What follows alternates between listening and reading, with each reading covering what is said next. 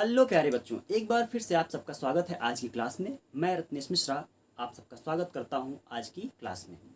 पिछली क्लासेस में हम लोगों ने इलेक्ट्रोकेमिस्ट्री में पढ़ा था इलेक्ट्रोकेमिस्ट्री क्या है।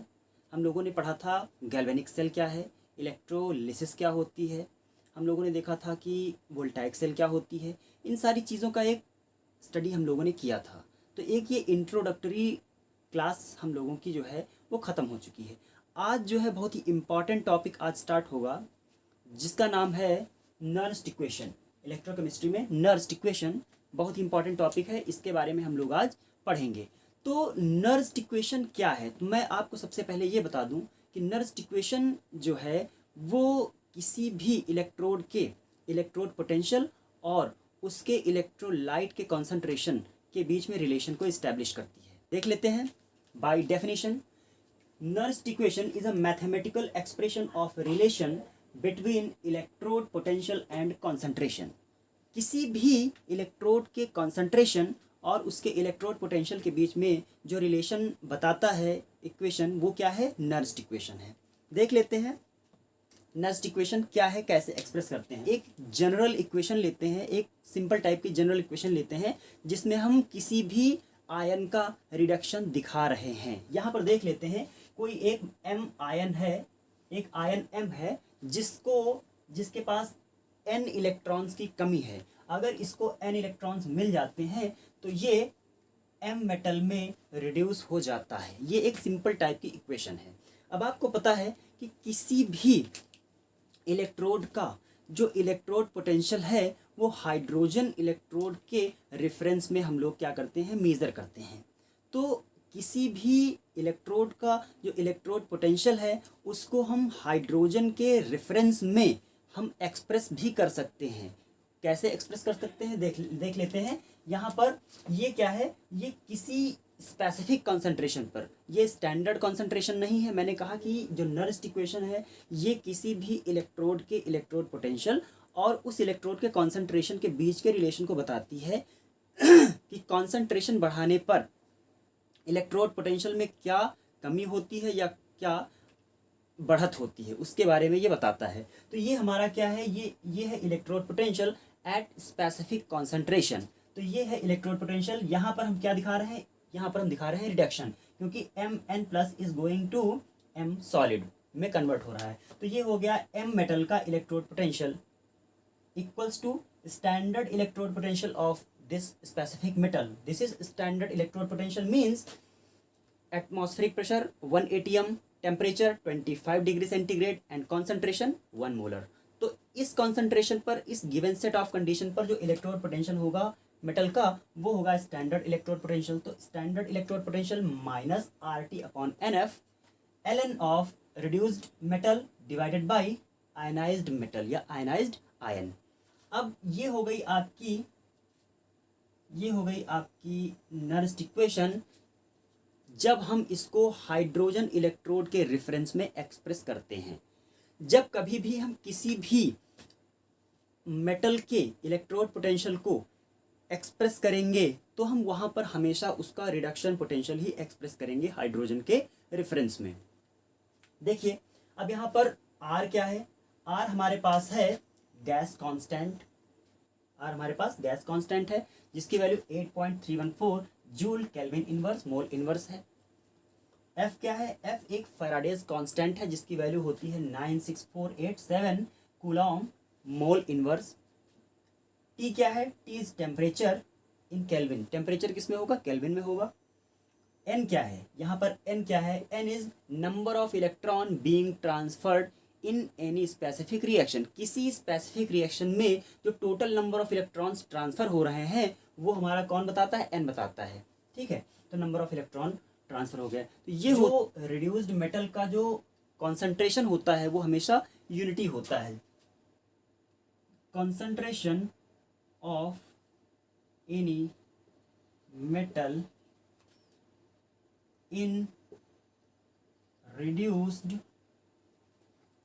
in reduced state is always unity। हमेशा कितना होता है, 1 होता है। तो यहाँ पर हम m को काहे से रिप्लेस करेंगे, m को रिप्लेस करेंगे 1 से। तो ये जो इक्वेशन है ये हमारी इक्वेशन बन जाएगी E mn plus slash m equals to E naught mn plus slash m minus RT upon NF ln of m को हम रखेंगे 1, तो 1 डिवाइडेड बाई mn प्लस ये हो जाएगी नर्स्ट इक्वेशन किसी भी इलेक्ट्रोड की हाइड्रोजन इलेक्ट्रोड के रेफरेंस में। ये होगा एक्सप्रेशन नर्स्ट इक्वेशन का, ठीक है, क्योंकि यहाँ पर जो कॉन्सेंट्रेशन ऑफ रिड्यूस्ड मेटल था वो कितना था, 1 था, तो हमने यहाँ पर 1 रख दिया। ये इक्वेशन आपकी हो गई, ठीक है। यहाँ पर हम लोगों ने देखा कि R क्या है, R गैस कांस्टेंट है, T हमारा क्या है, टेम्परेचर है केल्विन में, N क्या है, नंबर ऑफ इलेक्ट्रॉन्स है, और F क्या है, ये फैराडेज कांस्टेंट है, और ये जो Ln है, ये Ln हमारा एक लॉगरिथमिक एक्सप्रेशन है, ठीक है, लॉगरिथमिक एक्सप्रेशन है ये, और ये टोटल हो गई आपकी नर्स्ट इक्वेशन। तो चलो बच्चों हम देखते हैं Nernst equation for galvanic cell. Galvanic cell में क्या होता है कि जो कॉपर होता है आयंस, कॉपर आयंस जो होते हैं वो जिंक मेटल के द्वारा रिड्यूस कर दिए जाते हैं, और जिंक जो होती है वो हमारी क्या हो जाती है, वो ऑक्सीडाइज हो जाती है। तो ये जो सिंपल रिएक्शन होती है, टिपिकल रिएक्शन होती है, इसकी जो आयनिक इक्वेशन होती है उसको हम सिंपली इस तरह से एक्सप्रेस कर सकते हैं कि ZnCO2 plus Zn gives Zn2 plus equals to copper solid, ठीक। ये टिपिकल रिएक्शन को हम इस तरह से एक्सप्रेस कर सकते हैं। अब कैसे कर सकते हैं, देखो मैंने आपको बताया कि हर इलेक्ट्रोड को हम रिड्यूस्ड या रिडक्शन वाली फॉर्म में ही एक्सप्रेस करेंगे हमेशा, ठीक है। हम प्रत्येक हाफ रिएक्शन को नर्स्ट इक्वेशन में एक्सप्रेस कर लेते हैं हाइड्रोजन के रेफरेंस में। तो देख लेते हैं यहाँ पर जो हमारी रिडक्शन पोटेंशियल है या जो हमारी रिड्यूस्ड वाली हाफ सेल है, रिडक्शन हाफ सेल, उसका जो नर्स्ट इक्वेशन एक्सप्रेशन होता है वो क्या है, वो है E copper electrode equals to standard electrode of copper minus RT upon 2F ln of 1 upon Cu2 plus. ये हो गया हमारा जो कॉपर इलेक्ट्रोड है, कॉपर इलेक्ट्रोड का Nernst equation expression hydrogen electrode के रेफरेंस में। अब हम देखते हैं जो हमारा जिंक इलेक्ट्रोड है उसका जो नर्स्ट इक्वेशन एक्सप्रेशन है हाइड्रोजन इलेक्ट्रोड के रेफरेंस में वो क्या है, देख लेते हैं। Electrode of zinc equals to standard electrode of zinc minus RT upon 2F ln of 1 upon Zn2 plus. ये हो गया, ठीक है।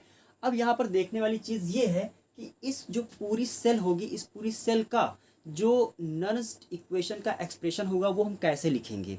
तो सबसे पहले हम यहाँ पर देख लेते हैं इन दोनों में से कौन सी इलेक्ट्रोड है जिसका रिडक्शन होगा और कौन सी इलेक्ट्रोड है जिसका ऑक्सीडेशन होगा। तो इस चीज़ का पता हम कहाँ से लगाएंगे, इस चीज़ का हम पता लगाएंगे कि किसी इलेक्ट्रोड का जो स्टैंडर्ड इलेक्ट्रोड पोटेंशियल है वो कितना होता है। मैं आपको बता दूं कि जो कॉपर इलेक्ट्रोड होता है उसका जो इलेक्ट्रोड पोटेंशियल होता है हाइड्रोजन के रेफरेंस में वो पॉजिटिव में 0.34 वोल्ट होता है, और जो जिंक होता है, जिंक का जो इलेक्ट्रोड पोटेंशियल होता है हाइड्रोजन के रेफरेंस में वो होता है माइनस 0.76 वोल्ट। अब जिस इलेक्ट्रोड का इलेक्ट्रोड पोटेंशियल पॉजिटिव होता है उसका रिडक्शन होगा, और जिसका इलेक्ट्रोड पोटेंशियल नेगेटिव होता है उसका ऑक्सीडेशन होता है। तो जिस इलेक्ट्रोड पर ऑक्सीडेशन होता है उसको हम लिखते हैं एनोड, और जिस इलेक्ट्रोड पर रिडक्शन होता है उसको हम लिखते हैं कैथोड। तो हमारा जो सेल पोटेंशियल का जो फॉर्मूला होता है वो होता है सेल पोटेंशियल या E cell equals to ER minus EL। ER क्या है, right electrode minus left electrode. अब राइट इलेक्ट्रोड क्या है हमारा, राइट इलेक्ट्रोड हमारा है कैथोड, तो हम लिखेंगे E cell equals to E cathode minus E anode.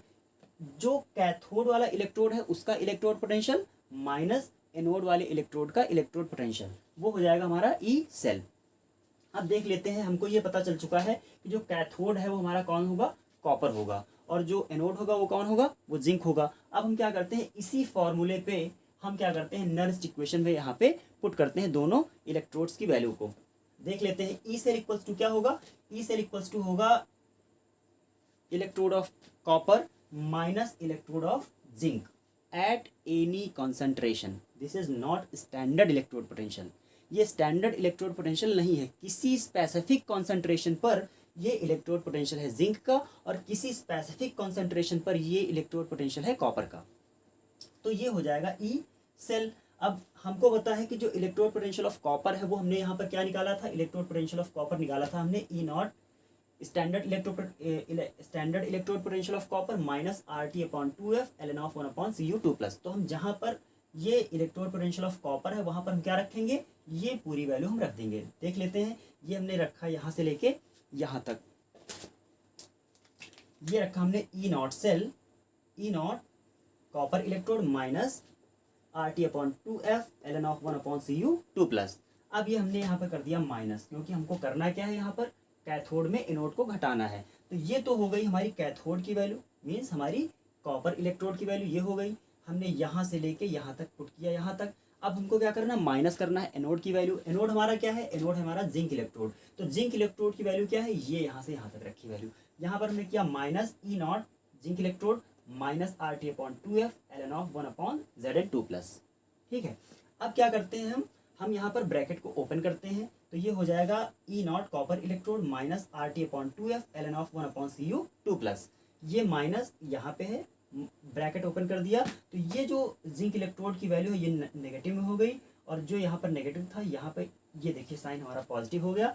तो हो गया E nought zinc electrode plus RT/2F ln of 1/Zn2+।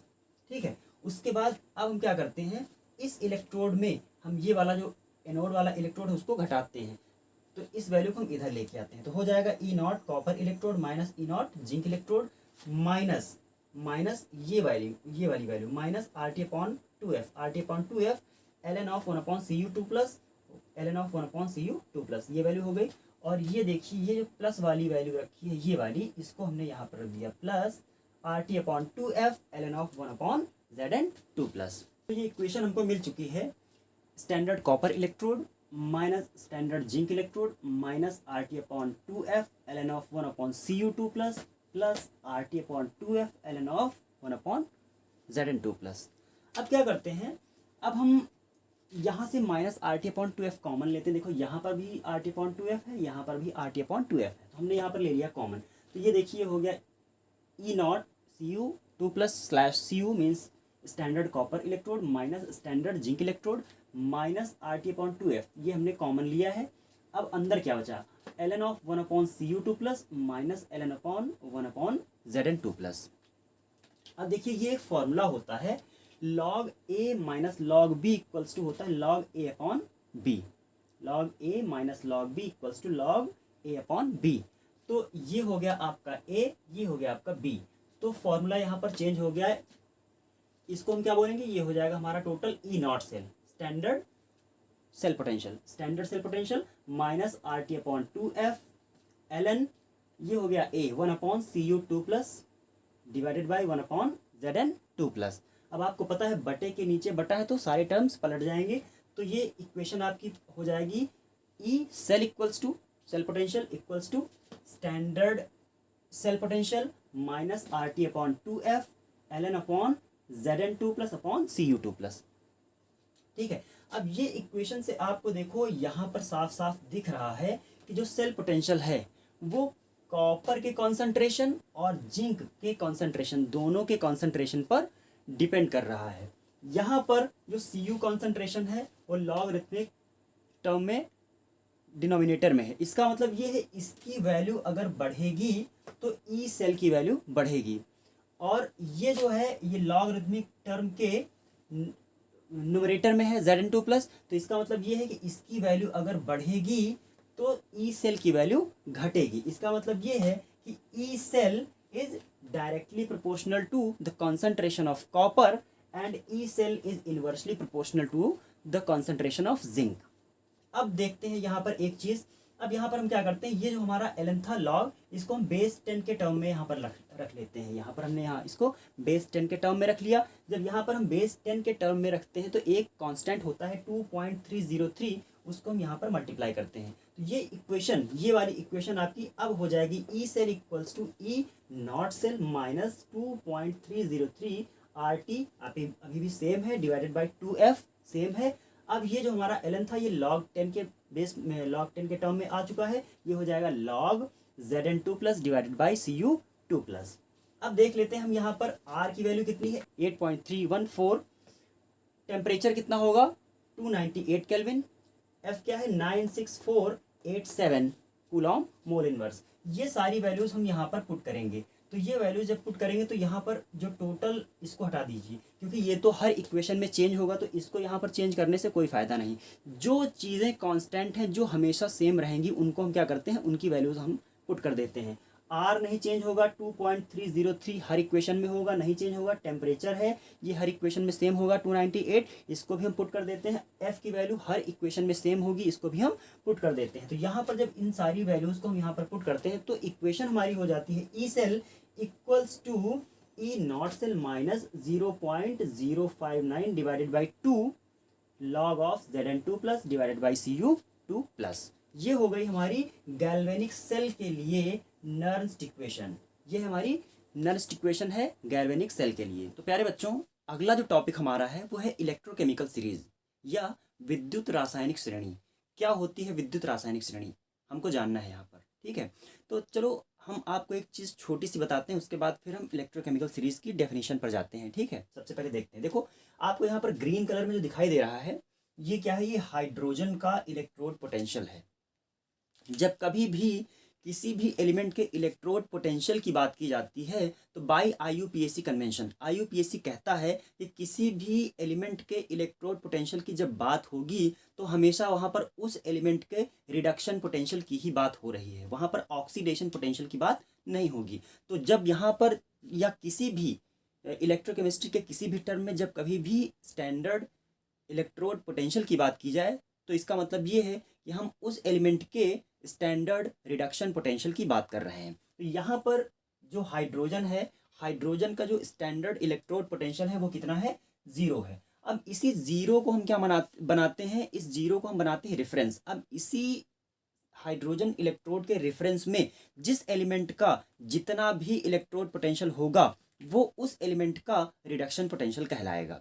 ठीक है, तो देखो हाइड्रोजन है, जब हाइड्रोजन के साथ में हम Cu2 प्लस, जब हम कॉपर इलेक्ट्रोड को कपल करते हैं, जोड़ते हैं, तो उस एलिमेंट का जो रिडक्शन पोटेंशियल आता है या स्टैंडर्ड इलेक्ट्रोड पोटेंशियल आता है वो है पॉजिटिव में 0.34 वोल्ट। जब इसी हाइड्रोजन इलेक्ट्रोड के साथ में हम जो है वो लेड इलेक्ट्रोड को जोड़ते हैं तो जो वैल्यू आती है लेड इलेक्ट्रोड की वो आती है माइनस की 0.13 वोल्ट। उसके बाद अगर इसी हाइड्रोजन इलेक्ट्रोड के रेफरेंस में या इसी हाइड्रोजन इलेक्ट्रोड के साथ में हम स्टैनस इलेक्ट्रोड को जोड़ते हैं, लगाते हैं, तो जो स्टैनस इलेक्ट्रोड की जो वैल्यू आती है वो होती है माइनस में 0.14 वोल्ट। तो आप यहाँ पर देख सकते हो, मैंने यहाँ पर सारे इलेक्ट्रोड पोटेंशियल नहीं लिखे हैं, वो आपको बुक में मिल जाएंगे। मैंने यहाँ पर एक सिंपल टाइप का आइडिया बताने की कोशिश की है कि इलेक्ट्रोड पोटेंशियल क्या होता है और कैसे हम जानेंगे कि किसी एलिमेंट का इलेक्ट्रोड पोटेंशियल कैसे कैलकुलेट किया जा रहा है। तो कैलकुलेट करने का तरीका क्या है, हाइड्रोजन, स्टैंडर्ड हाइड्रोजन इलेक्ट्रोड के रेफरेंस में हम किसी दूसरे इलेक्ट्रोड को कपल करते हैं और जो वैल्यू आती है वो उस एलिमेंट की स्टैंडर्ड रिडक्शन पोटेंशियल वैल्यू होती है। और यही जो स्टैंडर्ड रिडक्शन पोटेंशियल वैल्यू होती है ये उस एलिमेंट की स्टैंडर्ड इलेक्ट्रोड पोटेंशियल कहलाती है। समझ गए।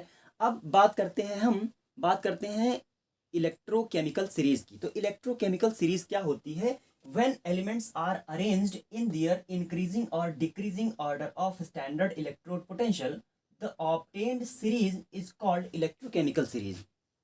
जब तत्वों को हम उनके घटते हुए इलेक्ट्रोड पोटेंशियल या बढ़ते हुए इलेक्ट्रोड पोटेंशियल के क्रम में व्यवस्थित करते हैं तो इस तरह से हमको एक श्रेणी मिलती है, एक सीरीज मिलती है। ये जो सीरीज होती है इसको हम इलेक्ट्रोकेमिकल सीरीज कहते हैं।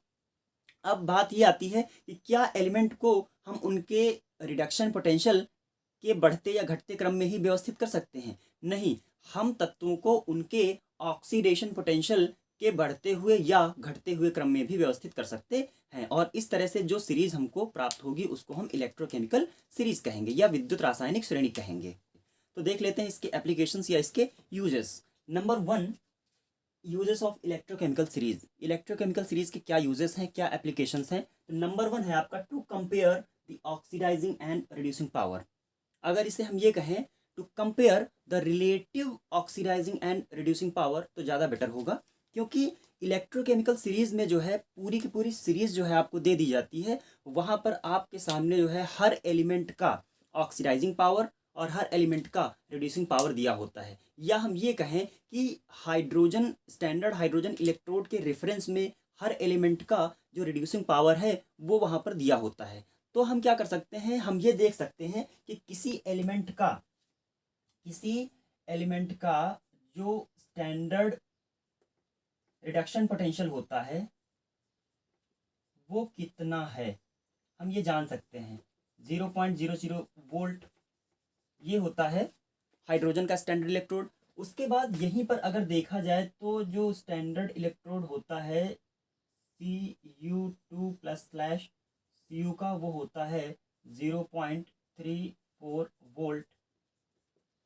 इसी जगह पर अगर देखा जाए तो जो जिंक है, तो जो जिंक होता है, जिंक का जो इलेक्ट्रोड है,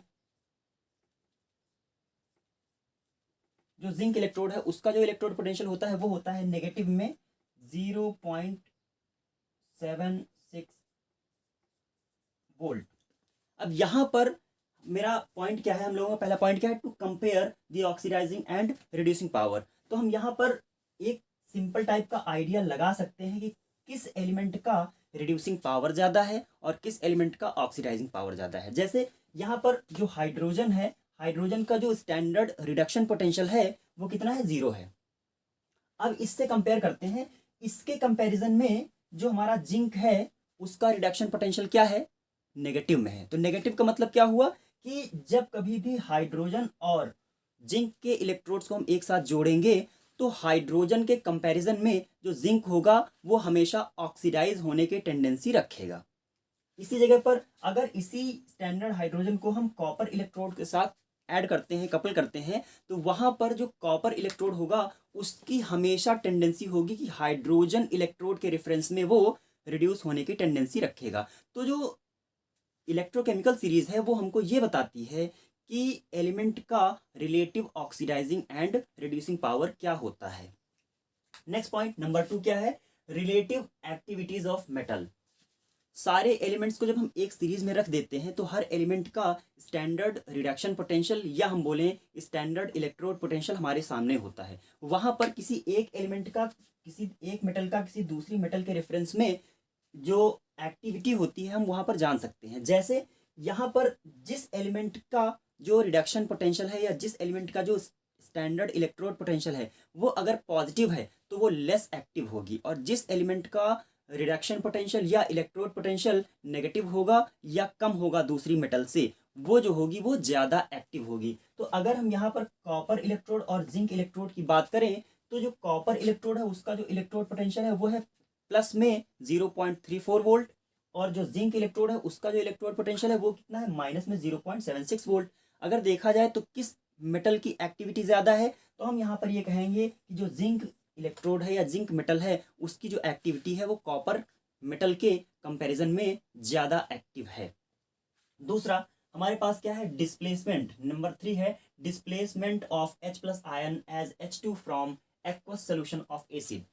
किसी इलेक्ट्रोकेमिकल सीरीज से हम ये पता लगा सकते हैं कि उनमें किसी एसिडिक सोल्यूशन में कौन सी मेटल को रखा जाए तो सोल्यूशन से H2 गैस रिलीज होगी या H2 गैस रिड्यूस हो जाएगी। कहाँ से पता चलेगा, रिलेटिव एक्टिविटीज या रिलेटिव इलेक्ट्रोड पोटेंशियल से। जैसे जो स्टैंडर्ड हाइड्रोजन इलेक्ट्रोड है उसकी जो रिडक्शन पोटेंशियल वैल्यू कितनी है, 0 वोल्ट है, 0 वोल्ट। अब अगर हमारे पास एक्वस सोल्यूशन होगा एसिड का, जैसे मान लिया हमने क्या किया, HCl का एक्वस सोल्यूशन है, HCl का एक्वस सोल्यूशन है, AQ एक्वस सोल्यूशन है, तो इसका मतलब ये है कि इस एक्वस सोल्यूशन में H+ होगा और Cl- भी होगा।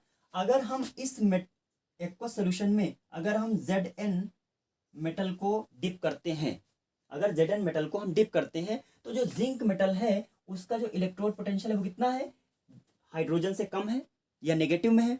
तो इसका मतलब ये है कि जो जिंक है वो ज़्यादा एक्टिव है, ज़्यादा एक्टिव है तो इसका मतलब क्या है, ये एक्वस सोल्यूशन में जाने की टेंडेंसी रखेगा।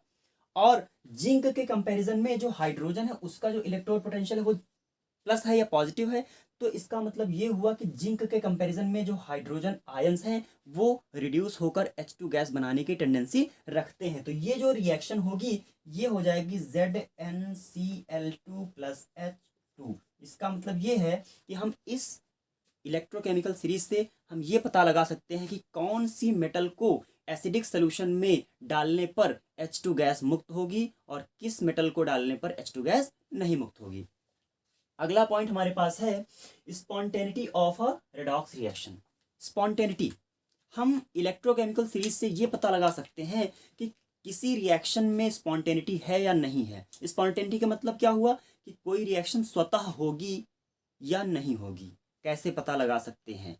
उनकी जब दो इलेक्ट्रोड हैं, दोनों इलेक्ट्रोड को हम एक साथ मिलाएंगे तो उनकी रिलेटिव रिडक्शन पोटेंशियल की वैल्यू से हम पता लगा सकते हैं। जैसे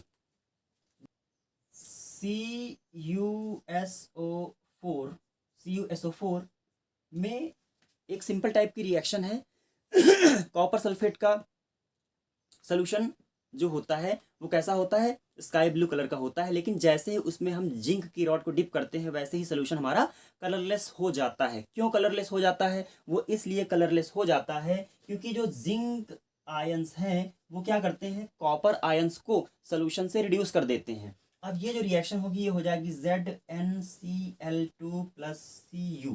ये रिएक्शन होती है, हो जाएगी। तो इसका मतलब ये हुआ कि किसी भी मेटल का या दो मेटल्स की जो रिलेटिव इलेक्ट्रोड पोटेंशियल वैल्यू है उससे हम ये पता लगा सकते हैं कि मेटल या कोई रिएक्शन स्पॉन्टेनियस होगी या नहीं होगी। ये जो रिएक्शन है इसमें जिंक जो है वो कॉपर से ज़्यादा रिएक्टिव है या कॉपर से के कंपैरिजन में इसका जो रिडक्शन पोटेंशियल है वो नेगेटिव है। तो इसका मतलब ये हुआ कि कॉपर जो है वो जिंक के कंपैरिजन में रिड्यूस होने की टेंडेंसी रखेगा। फटाक से जिंक क्या करेगा, जिंक कॉपर को 2 इलेक्ट्रॉन दे देगा और कॉपर फटाक से यहाँ पर रिड्यूस हो जाएगा और जिंक जो है वो क्या हो जाएगा, ऑक्सीडाइज हो जाएगा।